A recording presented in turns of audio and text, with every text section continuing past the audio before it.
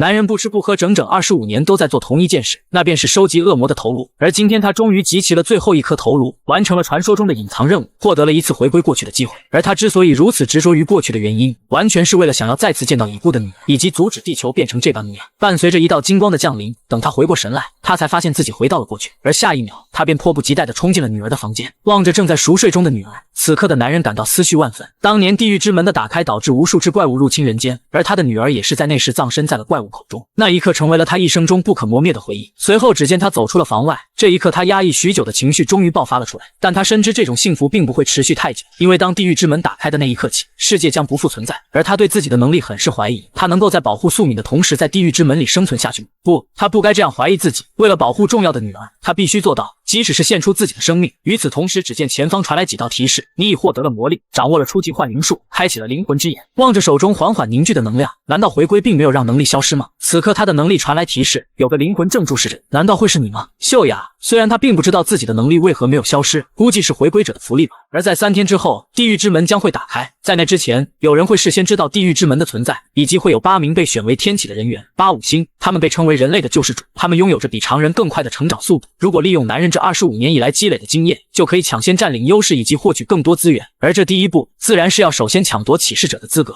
收拾完的南宫来到了一处地下商城，随着南宫将门缓缓打开，里面竟然坐着一个行将木就的老人。对方很是疑惑眼前的男人究竟是谁，可当南宫道出他的身份是魔族夜叉时，下一秒夜叉的巨爪便将南宫狠狠地按在墙上，强大的力量也让四周溅起滚滚的浓烟。待到浓烟散去，夜叉的真身便展现在南宫的面前。他很好奇男人是来做什么的。闻言，南宫也告知了夜叉他的目的，那便是来进行启示者的考验。听到这里，夜叉误以为南宫就是获得启示者资格的人，但转念一想，此刻的启示者应该还在筛选，且南宫不应该知道他的身份。随即南宫也说着自己是来抢走启示资格的。如此疯狂的发言让夜叉愈发好奇南宫的身份，不过他很快就知道，原来南宫就是那个完成传说任务扭转时间的人。但这本就是其中一个魔主拼尽一切创造的回归任务，因此身为魔主带领的他也得知了南宫重启时间的事情。可还不等他继续出手，南宫便将短剑狠狠刺入了夜叉的手臂上，吃痛的夜叉瞬间便松开了巨大的爪。南宫嘲笑着夜叉的愚蠢，既然明白自己是回归者，又怎么可能是毫无能力的普通人呢？恼羞成怒的夜叉再一次向南宫袭来，但却被南宫一拳狠狠打飞。不过从手感上来看，南宫便知道夜叉的身躯应该是假的。而此刻夜叉终于开始害怕起来，随即冷汗便止不住地流了下来，担心南宫会将自己杀掉，他便赶紧变回了自己的真身。看着地上的迷你小夜叉，南宫说着，地狱之门打开前，代理人是无权击杀人类的，这是魔主降下的规则。而他来此的目的是想从夜叉这里购买东西，更是说出了夜叉的真名是亚查家族的妓女，因为他前世和妓女还有着意外的相遇，就连老底也被人揭开了。夜叉妓女的害怕又进一步的提高了，随即他也拿出了自己携带的包裹，里面是许多物品装备的购买。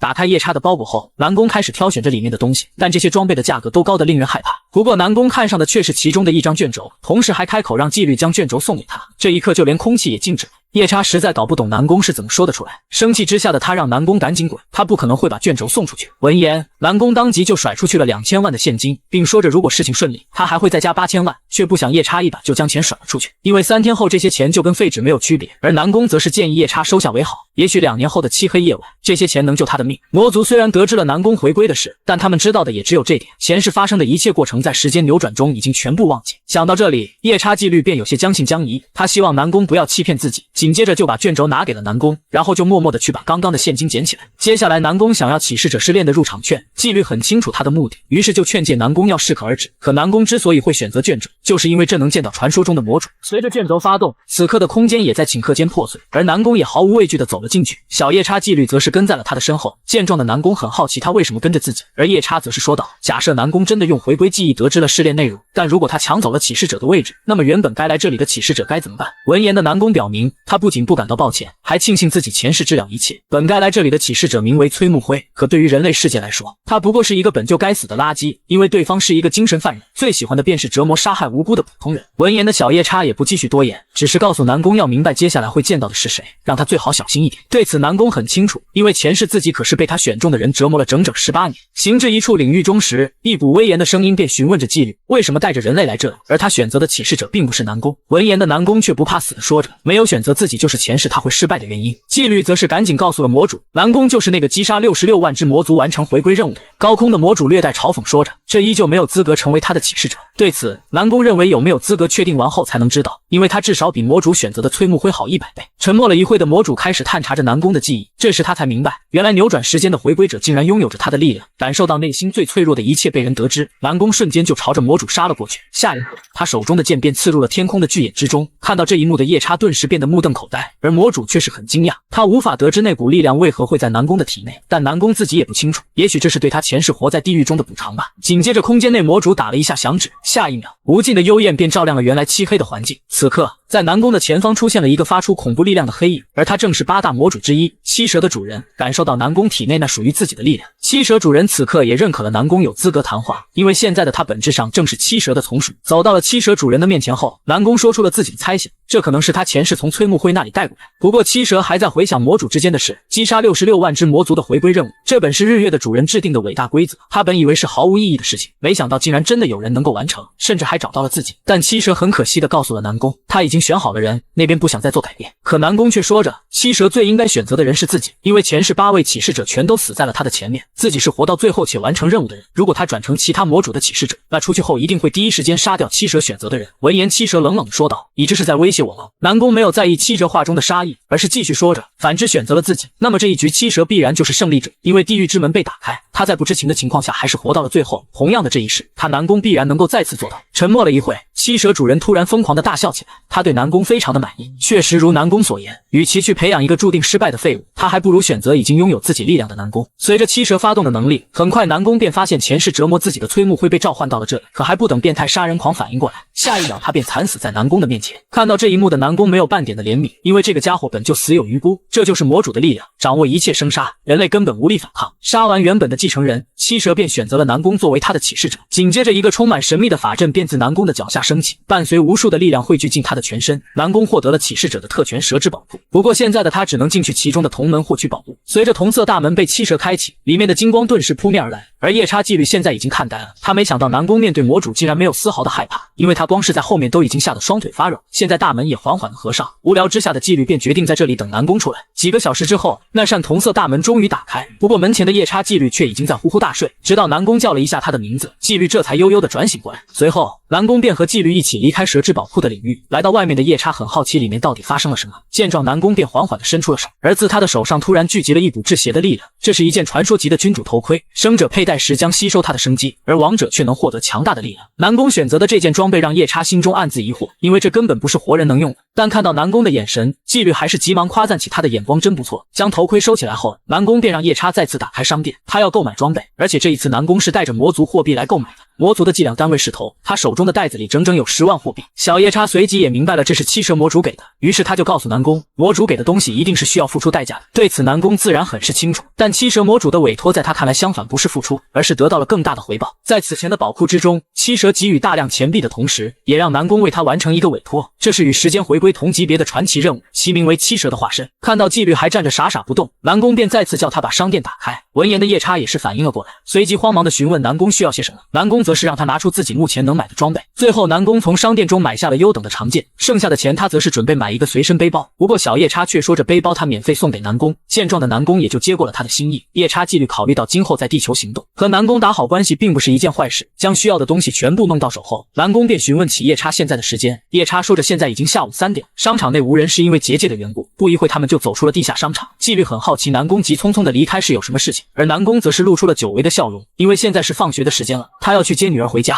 在地狱之门还未打开的时间中，南宫放下了一切，安稳的陪女儿素敏度过了美好的时光，这是他一直以来最梦寐以求的东西。可惜时间总是转瞬即逝，3日后的今天，南宫提前告知了敏儿，末日即将到来，让他准备一下生存的物品。令南宫想不到的是，女儿竟然一点没有怀疑他说的话，因为他会一直站在爸爸的身边，永远相信他。见状的南宫会心一笑，这一世他不会再让任何人伤害到女儿分毫。而他们此行的目的地是去祭拜一下南宫曾经逝去的战友。几个小时后，南宫见到了自己的朋友明勋，对方还是一如既往的充满朝气，将素敏放在车内休息，两人就在长椅上面开始叙旧。但南宫此行还有一个目的，那便是告知明勋即将发生的事情。等到南宫说出事件马上就要面临灭亡时，明勋顿时吓得将水都喷了出去，随即他便大笑了起来，认为南宫这是在开玩笑。可紧接着大地突然开始了剧烈的颤动，此刻也正是地狱之门降临之时，以为是地震的明勋赶紧让南宫和自己离开，但下一秒南宫却将长剑取了出来。他已经不再是那个无力的凡人，这一次势必要扫清一切威胁亲人朋友安全的障碍。而在他们的前方，赫然降下了许多的魔物哥布林，人们纷纷害怕的疯狂逃跑，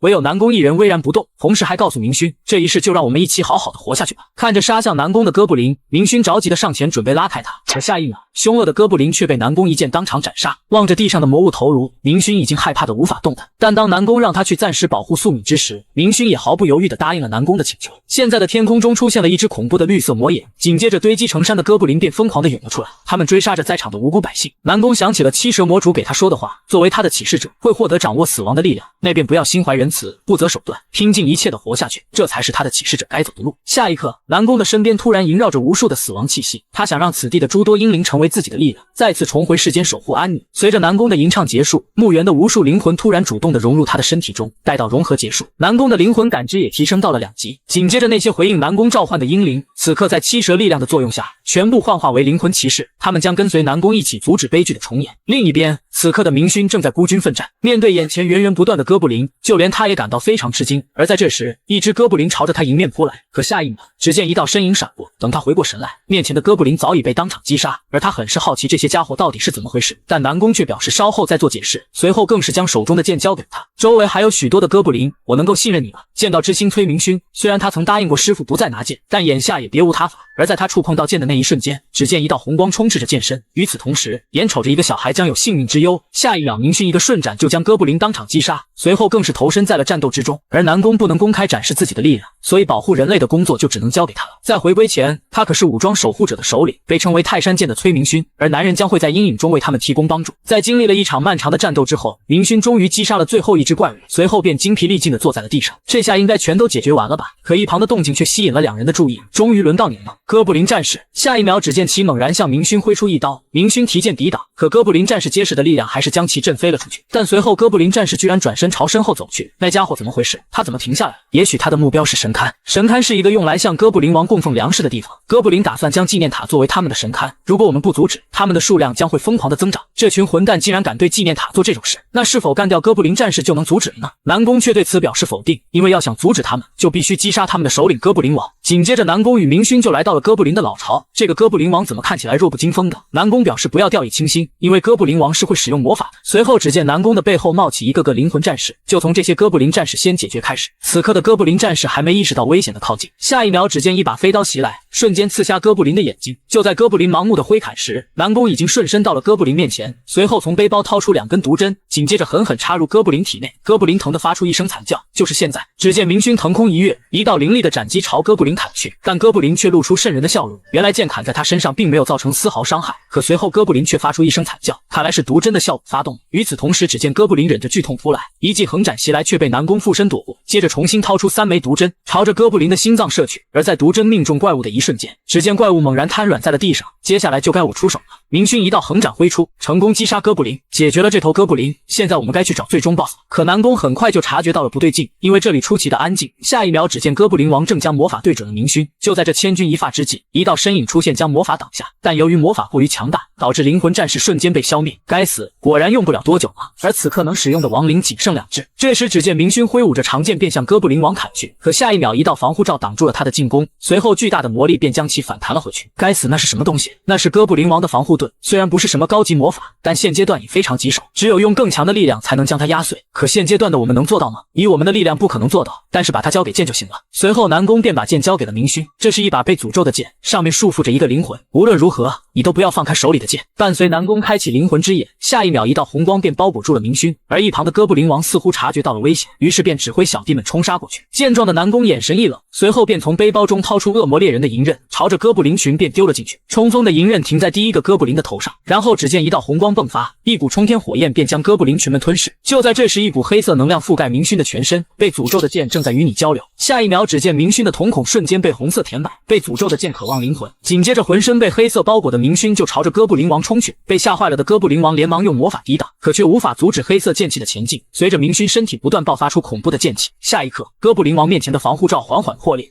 不到片刻，哥布林王所施展的护盾便开始出现了裂缝，伴随着他的一声怒吼，护盾在被击碎的同时也带走了哥布林王的生命。这下应该结束了吧？而在这时，天空慢慢褪去了颜色，就连那只巨眼也缓缓合上。随着亡灵击杀了最后一只哥布林，这场战斗终于迎来了结束。紧接着便开始发放参与奖励，所有参与人员都能够获得。给予 BOSS 最后一击的参与者可以获得特殊奖励，以及只有一个人能够获取击败领主的战利品。面对眼前众多的宝箱，现在是时候该进行分配。只见宝箱中拥有着许多的稀有装备，而明勋也获得了一个不错的装备——哥布林王的手镯，每天可以使用5次5级护盾魔法。就在这时，一旁宝箱中散发的绿光引起了南宫的注意。哥布林王的心脏，稀有级别道具，能够提升魔法师的魔力值。虽然这是个不错的东西，但这对于他们来说毫无用处。不过下次开启地狱之门时就会出现交易所，到那时一定能够卖出一个不错的价格。而在这时，心脏却传来提示是否检查一下周围拥有魔力天赋的人选，参与者之间可以互相交易。可是这个东西有在回归前出现过吗？男人对此很是怀疑，而显然他和明勋并没有魔力天赋。那拥有魔力天赋的人到底是谁吗？随后只见心脏迸发出一道蓝光，开始检测拥有魔力天赋的人选。下一秒，只见蓝光径直朝着前方飞去，而此刻的男人却表现得非常震惊，居然是你！检测到合适对象，南素敏拥有传说级别的魔法天赋。就连南宫也没有想到，素敏居然拥有魔法天赋。毕竟在回归前，地狱之门打开后他便去世了。不过问题在于，为何传说级后面还有成长潜力？这可是他在回归前从未见过的。虽然这是难得一见的天赋，但是也意味素敏的双手将会沾满鲜血。此时的明旭也发表了自己的观点：如果你不愿意的话，我们也可以选择不唤醒素敏的天赋，毕竟孩子们应该活得比我们幸福。就在这时，素敏被2人说话声惊醒，紧接着他就露出来难以置信的表情，因为他的面前布满了哥布林和人类的尸体。这就是你跟我说过的末世吗？你不是说我们要一起面对的吗？面对女儿的质问，此刻的南宫也表示非常抱歉。就在这时，一只小手拉住了素敏，接着便指向了另一个地方。原来男孩的母亲正好死在了这场灾难中，此刻的男孩悲痛万分，于是素敏便开始安慰起他来。南宫看着面前的女儿，也是表现出一脸欣慰。就在这时，素敏询问是否可以带上小男孩一同前行，却遭到了南宫的果断拒绝，因为寻找附近的避难所会比跟在他们身边更加安全，但是独自一人是可怕的，就像妈妈去世时你不在我身边一样。听闻此话的南宫内心一震，充满了愧疚之意。可就在这时，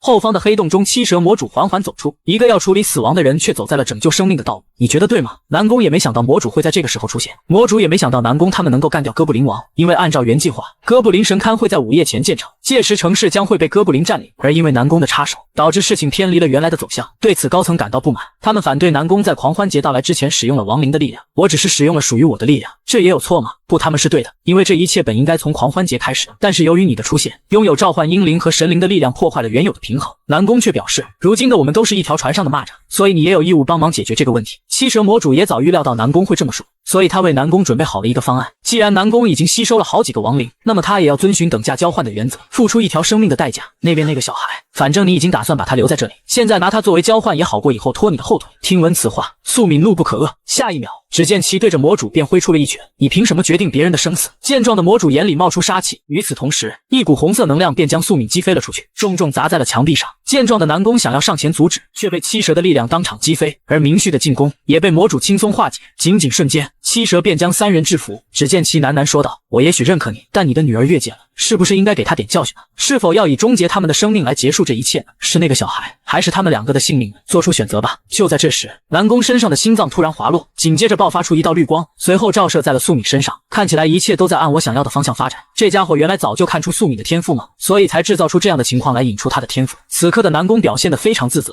因为他没能保护好素敏。素敏却表示这并不是他的错，因为他一直坚信着父亲。就在这时，一个女人出现在了素敏的身后，紧接着素敏成功觉醒了天赋，魔力的本质也得到突变。与此同时，素敏睁开了眼睛，魔法升级为感知魔法。随后只见他手中缓缓凝结魔力，伴随着一声怒吼，一股强大的能量朝着七蛇魔主袭去。可即便是这毁灭一切的力量，却也还是被来自地狱的七蛇魔主轻松化解。不过魔主还是止不住的夸赞起素敏，因为这股魔力的强度已经不是最高级，而是达到了传说中的神话级。达到自己的目的后，七蛇就将南宫和明勋放了下来。他没想到这一家人竟然都同样的隐去。健壮的素敏还想继续发动攻击，可已经到极限的他随即就昏倒在了地上。看到这里的七蛇魔主就走了过去，然后手中的能量便开始治愈着素敏。看着南宫愤怒地冲了过来，七蛇也说着自己不会对他的女儿怎么样，而且更是在帮助他。治疗完素敏，七蛇让南宫感谢他的女儿吧，因为素敏的天赋让他们的决定改变了。可七蛇还带来了不好的消息，素敏的觉醒很强，所以接下来南宫不仅要面对魔物，更是要在其他魔主的觊觎下守护好女儿，他也会给到相对的帮助。而这枚哥布林城堡完成后才会生成的水晶球就是补偿。魔主们本想用作下一次地狱之门的开端，不过却被约尔抢了过来。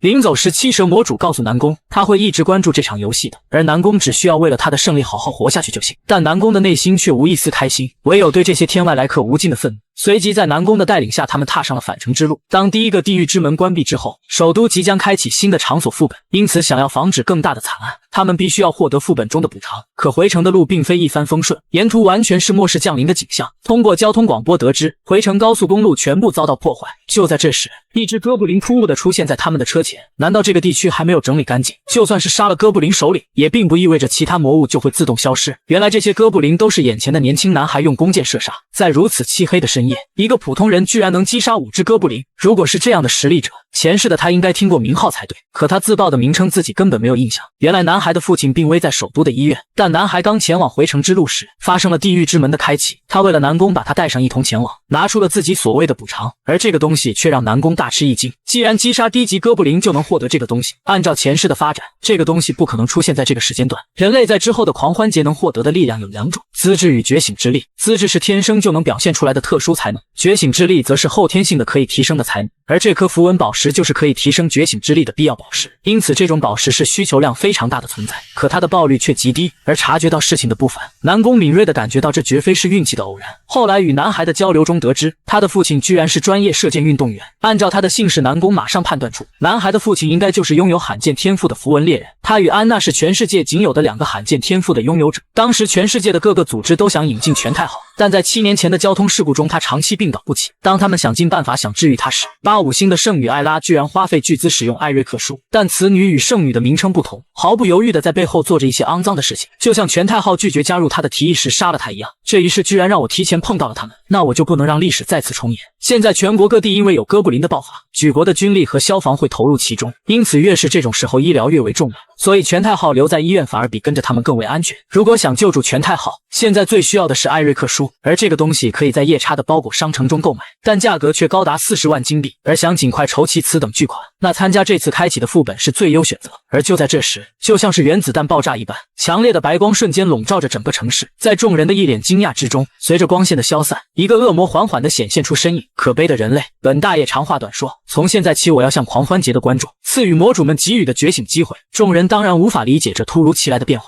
便有不少人想慌忙的逃离。而下一秒，随着夜叉的怒吼，一束强光射穿沿途的一切障碍。你们这群人不知道有人说话的时候需要洗耳恭听吗？需要的信息会自动输入到你们的脑中，虽然我不需要一一解释，我还是会遵守礼仪。而他刚要说下去的时候，寂静的大街上突然传来了嘈杂的车鸣声，是哪个混账在鸣笛？可他的话音尚未结束，看清走出的男子之时，上一秒还嚣张跋扈的夜叉，此刻的喉咙不自觉地开始颤抖了起来。他没想到在这里还会碰到南宫，听到明勋拿他和哥布林相比，夜叉便假装出生气的模样走了过来。可走到南宫的跟前时，夜叉立马就变了一副脸色求饶，而南宫则是立马说明了自己的目的，但任由南宫怎么威胁，40万的药物他是怎么也不愿意交出来。如果违反了代理家族的规则，那他就小命不保了。见状，南宫就开始和纪律讨价还价起来。过了好一会，两人的交谈才终于结束。临走时，夜叉让南宫千万不要死，而南宫则是从他那里买了一些生存的物品，因为这是接下来去副本中所必须的东西。南宫和纪律交易完后，众人的脑海中就出现了许多关于游戏的规则，以及对副本、魔物和战斗的基本知识。正如夜叉所说的，这些知识在第一次地狱之门降临后，就会陆续进入人们的大脑中。现在金人这才明白此前南宫说的那些话。继续往前开一段距离后，南宫等人也来到了副本的不远处。此时的明勋询问着接下来要怎么做，南宫则是让他先去把男孩送去避难所，之后再前往首都的新村。副本结束后的入口在那里，到时候他们再进行会合。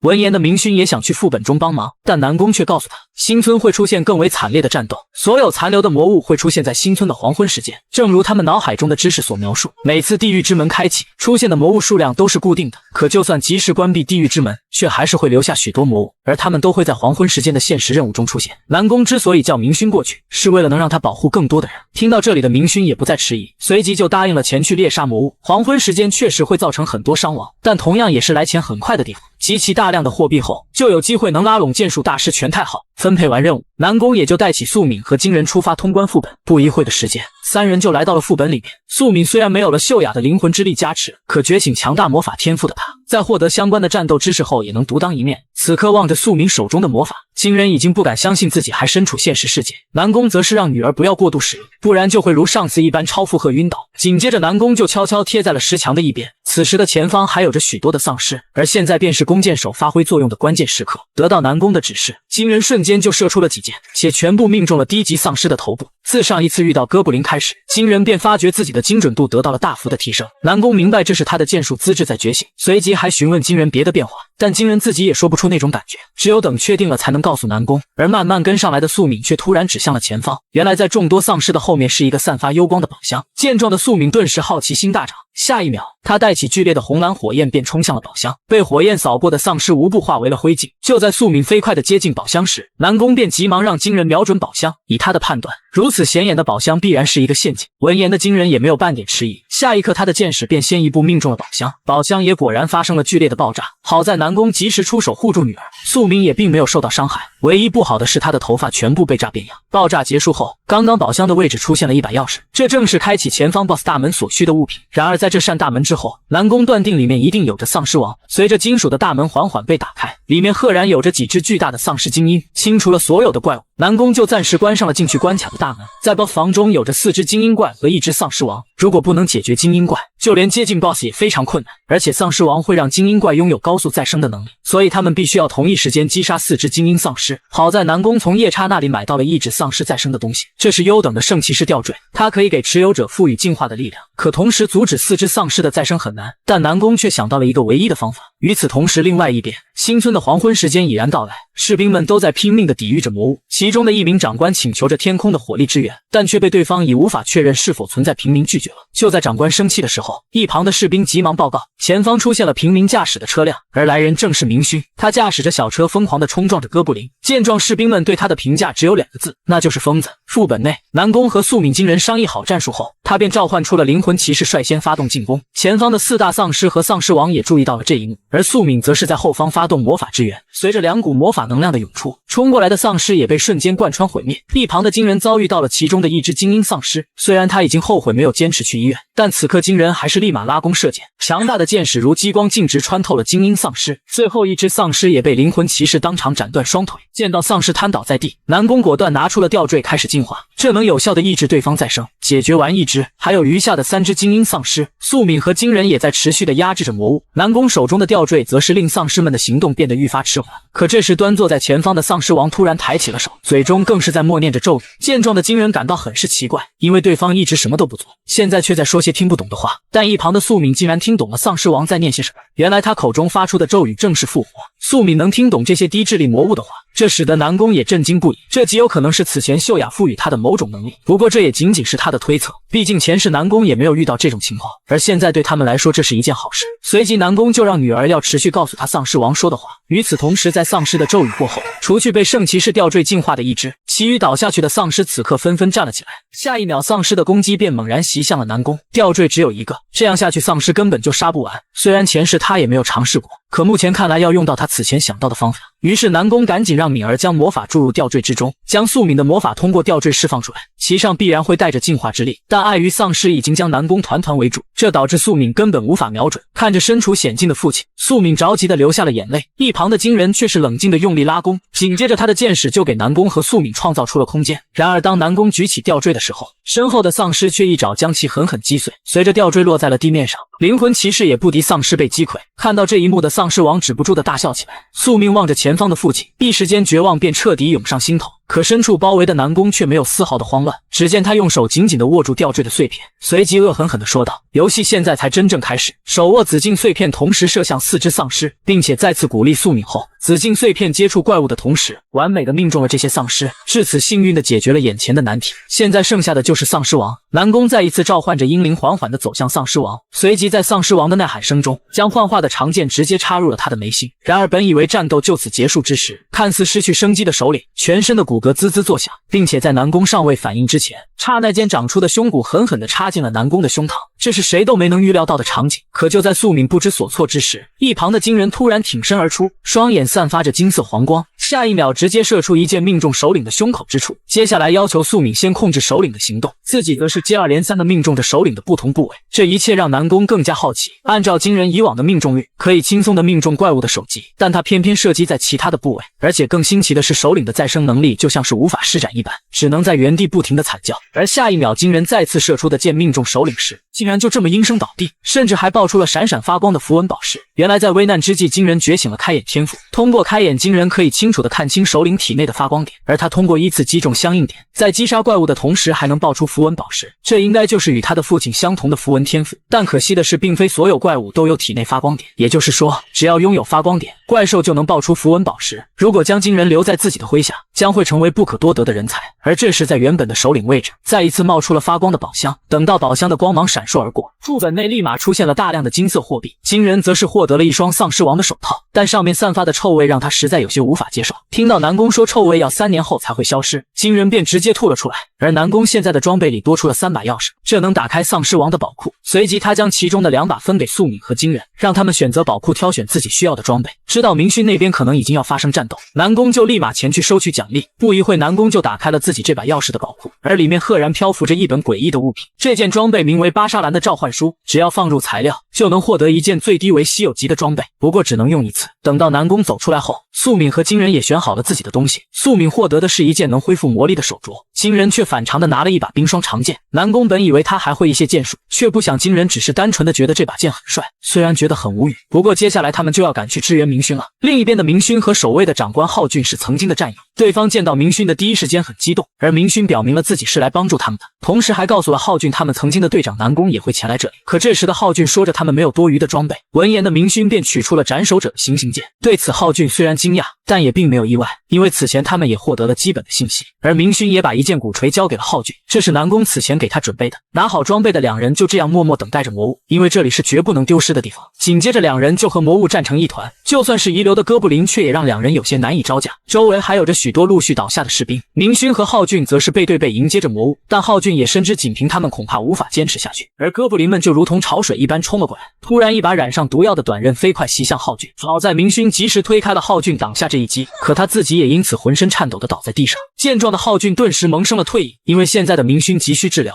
闻言的明勋却是拒绝了他的建议，如果他们退走，这些哥布林就会通过新村涌入全国，届时将会是更大的灾难。战友的决心让浩俊不由一震，就连握住鼓锤的双手也紧了几分。而这一刻，浩俊也觉醒了专属于自己的天赋力量。获得力量的浩俊转眼间就击杀了大量的哥布林。这时，一只头戴小花的哥布林杀死了1名士兵。看着同伴的离去，浩俊对这些魔物唯有无尽的愤怒。正当他准备灭了这只魔物时，却突然来了一只哥布林勇士挡在他的面前。这只哥布林提醒着身后的同伴赶紧逃跑，他则是要亲自来拦下浩俊的疯狂击杀。现在的浩俊眼中竟是一片空白，但这个状态下的他反应却远超平时的状态。抗下哥布林勇士一击的浩俊随即发起反击，下一秒他便一锤狠狠砸在了对方的腹部。哥布林勇士无法相信人类有这样的力量。浩俊觉醒的是名为纤维再生的能力，现在他能够调用全身的肌肉力量并将其强化。如今的浩俊已然不是普通的人类，仅仅是一击，哥布林勇士便跪倒在了地上，而浩俊当即就要了断敌人的生命。可此前的哥布林小花竟然手持短刃刺中了他。见状的哥布林勇士顿时无比着急，他急切地让同伴赶紧逃跑，可小花却没有听从，因为他最喜欢哥布林勇士了。听到那个迟到多年的话，哥布林勇士回忆起曾经的点点滴滴，但这是一场无情的战争。小花下一秒便被浩俊砸为肉泥。望向地上那朵属于同伴的花，哥布林勇士此刻已然哀莫大于心死。愤怒之下的他一拳狠狠打在了浩俊的头上，强大的怪力将浩俊打飞在地。紧接着他凌空一跃，随即猛然踩在了浩俊的身上。这恐怖的威力使得浩俊的机能一时间无法再生。好在千钧一发之际，明勋及时开车飞速前来，小车也将哥布林勇士重重地撞进了墙壁。明勋则是急忙下车查看浩俊的情况，但身后的小车却突然间发生爆炸，而哥布林勇士此刻踏着烈焰走了出来，他的眼中更是饱含着热泪，因为他最心爱的人已经死了。浩俊不明白为什么哥布林的眼中会出现泪水，明明犯下罪恶的是他们，许多的市民和士兵都死在这群魔物的手中，而浩俊的愤怒更是和哥布林勇士一般无二。下一刻，浩俊和哥布林勇士就再次冲向对方。这一击后，浩俊技高一筹，他成功为战友和市民们报仇了，而哥布林勇士也失去了最后的生命。现在明勋和浩俊已经无力战斗，但是魔物却是越来越多。就在两人以为自己要英勇赴死时，明勋却发现天空中落下了片片雪花，一瞬间那些杀过来的哥布林便化作了冰雕。听到一道熟悉无无比的生硬。浩俊不由勉强的起身查看，来人正是通过副本的南宫一行人，他手上的冰霜之剑更是散发着阵阵寒意。这时的明勋望向南宫，他很好奇南宫他们没有汽车是怎么从哥布林堆中突围。据他所知，沿途的路上应该已全是哥布林的景象，但南宫却只是淡淡说道：“确实如此，不过他们已经被我都解决了。”闻言的明勋不由得竖起了大拇哥，感慨：“不愧是你啊！”这时的金人问道：“接下来是否是去救他的父亲？”得到南宫肯定的回答后，金人却露出了担忧的神色，因为他们此行并未凑够40万的药剂钱，但南宫却说他从未说过可以从副本中凑够40万。紧接着南宫掏出一本紫色书籍，这正是在副本中获得的巴兰萨尔之书，只要放入材料就能获得一件最低为稀有级的装备，不过只能用一次。闻言的明勋和素敏觉得这是在进行一场赌博，但此时的南宫却拿出了之前进化丧尸所使用的吊坠。随即南宫解释道，巴兰萨尔之书的另一个隐藏效果就是献给这本书一件隐藏珍宝，这能使其发生改变，从而进化为大巴兰萨尔之书。只要给其提供一种物品，那么则必定能够获得相同类型的更高等级的物品。可目前我们可以所拥有的最高品质的物品是……此刻的南宫看向明勋，没错，目前所拥有的最高品质的物品正是明勋手中的斩首者的行刑剑。伴随着一道金光的闪过，一把崭新的武器展现在了南宫面前。忏悔者之剑，史诗级品质。忏悔者之剑正在选择它的主人，这把剑正在消耗持剑者的血液，心智能量正在刀刃上产生。剑状的明旭也为南宫感到高兴，因为南宫终于拥有一把适合自己的武器了。不过他也显得有些无奈，因为此刻的他手里已经没有了武器，但南宫却将手中的冰霜长剑递给了明旭，他早就对此做好了安排。看着手中的冰霜之剑，明旭颇为满意，他也想试试这把能冻住哥布林的武器究竟有多么恐怖。这时的金人却面露紧张，之前南宫答应给他父亲准备的40万金币的药剂还没有着落。见状的南宫让他不要着急，因为此前在车站猎杀哥布林的时候，南宫意外获得了哥布林统治者的头衔，多亏如此，他成功进入了哥布林的金库，并在其中找到了55万的金币，而这些钱足够为金人的父亲购买药剂。闻言的金人这才松了一口气，感慨南宫还是这么能够制造惊喜。之后南宫让明旭和浩俊留下参加记者招待会，目的是为了让明旭假扮先知获取更多人的注意，因为这是南宫回归计划中的一部分，也是之前先让明旭前往新村的原因之一。告别明旭二人后的南宫一行人随即便来到了金人父亲治疗的医院，但面前的混乱景象让人不寒而栗。即便是有几个哥布林的骚扰，但有军队和警察的存在，医院不应该如此才对。见状的金人露出了担忧之色，于是他们立马前往了金人父亲所在的重症监护室。可就在这时，走廊的尽头却传来了一阵求救声。闻言的南宫靠近后，发现是一个女孩躺在地上，随即他询问女孩这里发生过什么。女孩颤颤巍巍地告诉南宫，这里进来过一群可疑的人，他们不仅杀了所有人，而且还拿走了所有的钱，并且他们随时可能回来。接着女孩便请求南宫将她扶起来，但不料伸出手的南宫却将女孩的手一把拽起。另外一边，素敏和金人已经来到了监护室附近，但素敏似乎察觉到了什么，询问金人有没有听到什么声音，并且南宫从刚刚开始就消失了。金人则是表示他没有听到，而且南宫肯定是有自己重要的安排。此刻的金人一心担心父亲的安危，见状素敏也只能默默跟在金人后面，因为比起南宫，金人更需要得到他的保护。与此同时，被南宫抓住手的女孩吃痛的让南宫赶紧放开，可南宫却指向女孩手里的指环，虽然它上面的针没有黄蜂的毒针那么厉害，但是它对人类的效果更好用。闻言的女孩面色一变，瞬间从腰间抽出一把短刃划过，但却被南宫躲开。虽然暴露了，不过女孩很是好奇南宫是怎么发现的。南宫便解释道，他是通过副本中获得的符文力量发现的。听完的女孩很是震惊，因为符文可不是什么随处可见的东西，但相比之下更令她在意的是南宫从副本中所获得的其他奖励。下一秒，女孩的刀便朝着南宫冲了上来，但南宫岂是容易对付之人？只见其侧身闪过女孩匕首，瞬间抓住了她的手，借助女孩冲刺的惯性，一把就将女孩甩了出去。可女孩却是双腿张开，稳稳停住。你就这种水平吗？我还以为你有多厉害呢，真是令我失望。闻言的南宫不以为然，他本不想对一个普通人使用力量，但看到女孩嚣张的模样，他觉得有必要让女孩知道一下什么是井底之蛙。下一秒，忏悔者之剑便出现在了南宫的手中。见状，女孩大惊失色，这不可能，现阶段的你怎么可能买到这种级别的武器？南宫却不想跟他废话，放心，我会速战速决，不会让你感到疼痛的。几道红光闪过，女孩还没有反应过来，手中的匕首已经一刀两断，她呆愣在原地2.55秒。女孩名叫蔡松儿，在启示到来的时候，她就像刚出生的小狮子，对一切新事物感到好奇，并且以征服他们为乐，这似乎是在证明着她的力量。但此刻的她第一次被一种超越好奇的情绪控制住，只因站在她面前的并不是什么小动物，而是霸王龙。这种感觉压制了她身为野兽的本能，一种不能用语言描述的感觉，仿佛如同蚂蚁一般，瞬间就能被碾死。如果我不躲闪的话，真的会死。下一秒，女孩便扑倒在了地上，眼中止不住的流出了泪水，因为眼前的男人不是人，而是暴君。此刻的她万分后悔自己为什么要去招惹这个恶魔，心有不甘的她闭上了双眼，静静的等待死亡的到来。可下一秒，快到头顶的剑却生生停住。南宫的女儿素敏突然出现在她身后，她惊讶的看向女儿，没想到女儿会突然出现。这时的金人开口解释，他们已经找到了他的父亲，但是还缺少药剂，需要南宫的帮助。素敏好奇的询问南宫这是在干嘛。南宫突然回想起重生前朋友对他说的话，他让回到过去的南宫不要轻易杀人，因为这会树立敌人。造成人类的互相残杀，这是神明希望看到的事情，所以南宫要阻止这种事情的发生。杀神者南宫虽然他可以残忍地杀掉神明，但他并不是一个杀人犯。回忆起朋友话的南宫将忏悔者之剑收了回去。也许你是对的，克拉克，他差点当着女儿的面杀人。随即南宫让女孩赶紧滚，别再出现在他面前。女孩颤颤巍巍地应道，却发现自己的脚已经不能动弹。见状的南宫告诫女孩，他已经知道女孩的名字，以后别让南宫再发现他做坏事。接着南宫便来到了重症监护室，此刻惊人的父亲正躺在病床之上。南宫拿起他嘴上的氧气罩，倒入了事先准备好的药剂，随着药剂进入惊人父亲的嘴中，他的眼睛缓缓睁开。此刻外国的某处，金发女子询问男子是否已经看过网站上的视频，男子肯定道，如果这件事情是真的话，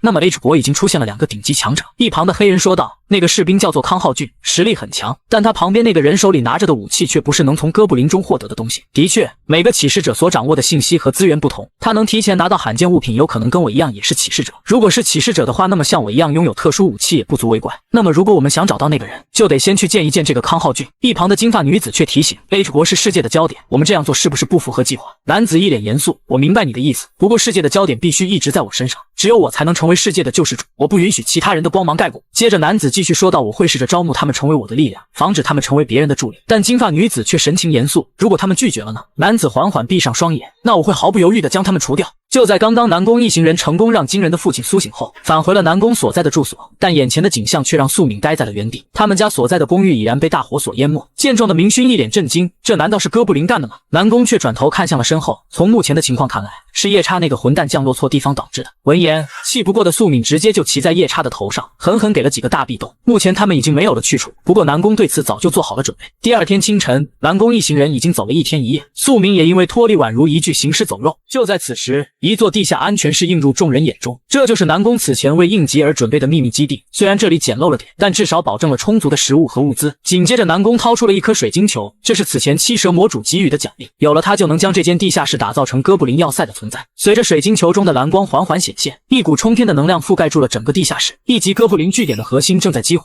下一秒，一座哥布林要塞便出现在众人眼前。哥布林要塞的建设已经完成，要塞升级后可进行拓展。可此时素敏却嫌弃要塞的外观实在没什么设计感，南宫也不予理会，因为只要将这座要塞继续升级，那么它就会成为我们在末世的安全屋。之后的南宫拿出了手机，亚历克应该已经联系浩俊，也是时候开始实施那个计划了。此时某地的上空，金发男子亚历克正坐在前往 H 国的飞机上，这时他的手机电话突然响了起来，电话另一头的声音传来，迷雾的探路者已经盯上你了，小心一些。亚历克瞬间不淡定，你是谁？但电话的声音却早已被挂断。随即的他沉思起来，迷雾的探路者据说拥有预知未来的能力，如果通话内容是真的，那么说明拥有这一能力的启示者已经知道我要去 H 国。紧接着他告诉伙伴推迟与康浩俊的见面时间3个小时，他决定打乱探路者的计划。另外一头，南宫挂断电话，他深知以亚历克的性格绝对会对此事猜疑。这时的明旭疑惑地探出头来，亚历克推迟了3个小时与浩俊见面，南宫便告诉了明旭刚刚他联系亚历克的事。闻言的明旭以为他还联系了另一个启示者艾丽卡，但南宫却是答道，不，艾丽卡和我没有关系，但只要让亚历克相信他在这边足够了。不过我也打算让艾丽卡来到这里，只要让他看到我们创造的未来，他会不惜一切代价过来的。然而明旭却在这个时候露出担忧，如果3个启示者聚集在 H 国会发生什么？南宫淡淡回应，不会发生什么，他们只会成为下次地狱之门打开时的助力。与此同时，亚历克3人也到达了 H 国的机场。这时的黑人汉森想要先吃点东西填饱肚子，闻言的亚历克决定去附近的米其林餐厅吃牛排，毕竟吃饱才有力气战斗。于是黑人汉森自告奋勇地当起了向导，但同行的约翰娜告诉他不要只想着吃，忘记我们是来干嘛的，这样一个小国家有什么好吃的。很快他便被啪啪打脸，被一家料理店彻底征服，甚至因为亚历克对食物的批判而大打出手。黑人汉森则提议反正见康浩俊还有段时间，我们趁这会多逛逛，这正合了约翰娜的心意。很快他们便逛起了附近的服装店，吃起了附近的美食，享受起了异国风情。今天真是有趣的一天，没想到 H 国经历了地狱之门后还能像城市一样正常运转，这已经不能用启示者的存在来解释了。见状的亚历克询问约翰娜是不是喜欢上这个国家了，约翰娜脸色俏红，到约定时间了，我们该去开会了。此刻 H 国的某栋大厦内，一名身着白衣的女子站在窗前，对着身后的男子缓缓道，高贵的回归者，在雾的探路者中曾提及到的人就是你吧。闻言，南宫脸色阴沉地看向了女子。来自天外的8位神之魔主从世界各地选择了自己认可的人类，而8名被选择的人类被称为启示85星，他们拥有常人难以企及的成长速度，被称为人类的救世主。而今天3名启示者齐聚一个国家，会给这个国家带来什么呢？此刻在 H 国的某处大厦内，启示者之一的亚历克如约来到，这时耳边传来了约翰娜的声音，告诉他通话可能正在被窃听。闻言，亚历克便摘下了耳机，紧接着听到一个人打招呼的声音，而来人正是此行约定的康浩俊。见状的亚历克礼貌性的伸出手，浩俊先生看起来比视频中更加高大，可浩俊却无视了亚历克这一行为，径直朝前方走去，只留下亚历克呆愣在原地 2.55 秒。难道他发现了我的技能月球视觉？这是一种能探测对手实力的技能，如果他知道，会不会也知道了其他技能的存在，甚至是我用太阳之眼找到并招募了汉森和约翰娜的事情？但眼下毕竟没有证据，也只能继续保持合作的态度。接着他继续说道，我很惊讶 H 国经历地狱之门后居然还能保住土地，即便是有我这样的启示者存在，外国也遭受了巨大的损失。不过这一切都要归功于你们，在新村就将魔物扼杀于摇篮中，我就喜欢和你们这样有实力的人谈话。闻言的浩俊却是指了指身后，多谢你的夸奖，但至于谈话，我建议还是你们谈吧。叮的一声，电梯停住，来人正是崔明勋。亚历克再次伸出手，你好，我是亚历克。想要尝试的亚历克又一次失败。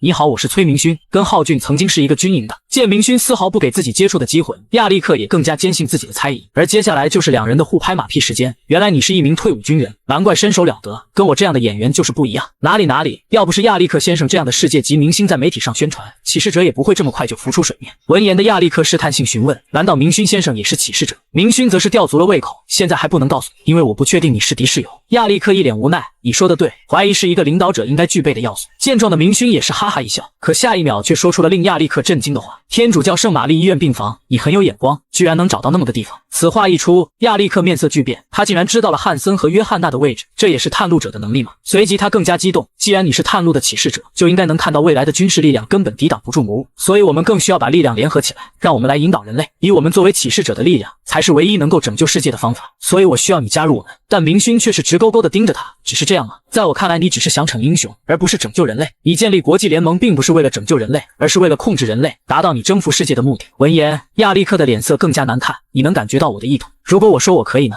亚历克也不装了，下一秒，手中的圣剑就出现在手中。一旁的浩俊意识到事情不对，赶忙推开明勋，这才救了明勋一命。这时的亚历克脸上充满了杀意，这就是预知能力令人讨厌的地方。我真的不想你成为7名启示者中能预知的那一个。接着只见其缓缓靠近明勋，如果饶了你的命，日后你也会成为我实现目标的障碍，所以去死吧，崔明勋。另一边，此刻的南宫正与白衣女子对话，好久不见了，艾丽卡。虽然是第一次见面，但女人也没有意外，看来我们前世已经见过了。南宫则是继续说道，怎么样，我计划的未来？亚历克和明勋的见面，让明勋表现出来就像拥有探路者能力的启示者，但结果却是亚历克想要除掉明勋，准确的说，是想要除掉拥有探路者能力的人。但如果让亚历克知道，拥有探路者能力的人是你艾丽卡，而不是明勋，会发生什么呢？所以你别无选择，只能在亚历克来之前和那个叫做南宫的人结盟，因为他是回归者。你是这么想的，所以才选择来 H 国的吧？见艾丽卡承认，南宫继续道，你很聪明，但是既然要和我合作，你就得按照我的规矩。闻言的艾丽卡也表示同意，毕竟她只能预见未来，却并不能像南宫一样记得未来。就在这时，南宫将手中的电话递出，而其中传出的正是亚历克准备杀掉探路者的话语，你听到了吧，艾丽卡？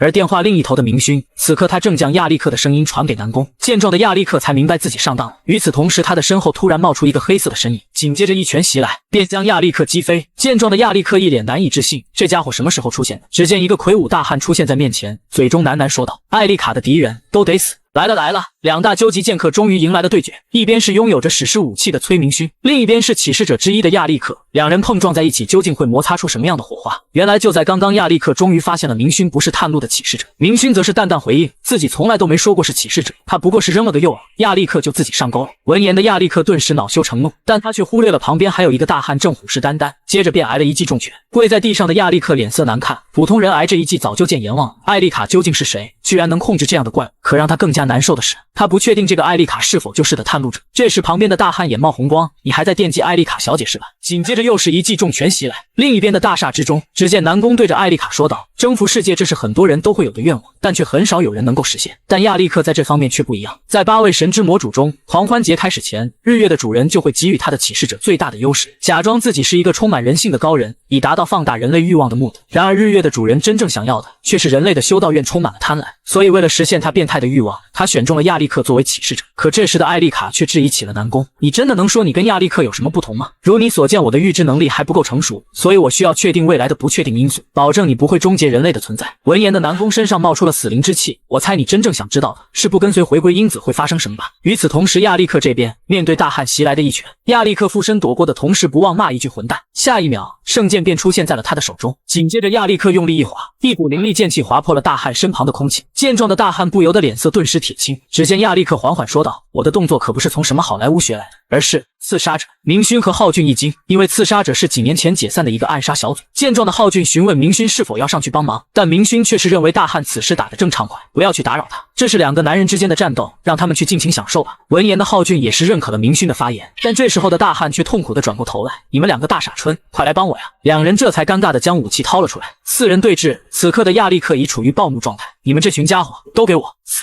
随即一道恐怖的剑气便朝众人袭来，这股力量即便三人合力也难以招架。待到剑气散去，亚历克也露出了惊讶的表情，你的剑与上次视频中的剑不同，寻常购买的武器不可能挡住我银河之剑的攻击，那么究竟是从哪里获得的呢？是从艾丽卡那里吗？如果你不想说也可以，我会给你个痛快。此刻的明勋望着手中的忏悔者之剑，他深知以他的力量无法发挥出这把剑的全部威能，此前他也只是为了装得更像启示者才向南宫借的，但此刻的他已经没有办法，只能寄希望于这把剑，因为这把剑的前身正是与他并肩作战的斩首者的行刑剑。面对如此场景，就连亚历克也露出惊讶的表情。下一秒，一股红色剑气便朝着亚历克斩去，可还是被亚历克手中的银河之剑化解。不过浩俊也在这个时候出现，手中的鼓锤便朝着亚历克狠狠砸去。刺杀者的人就这种实力吗？亚历克却是云淡风轻，也许现役人员不够，但你能打败刺杀者前3吗？闻言的浩俊不由得一愣，被突如其来的约翰娜从背后偷袭成功，黑人汉森也是成功将明勋放倒。见众人瘫倒在地上，黑人汉森提议撤退，他已经准备好了逃生路线，但亚历克却想要先取了明勋等人的人头再走。这时黑人汉森指向晕倒在地上的红衣大汉，那边那个人我认识，曾经在一个叫天克的杀手组织工作，如果我们杀了他，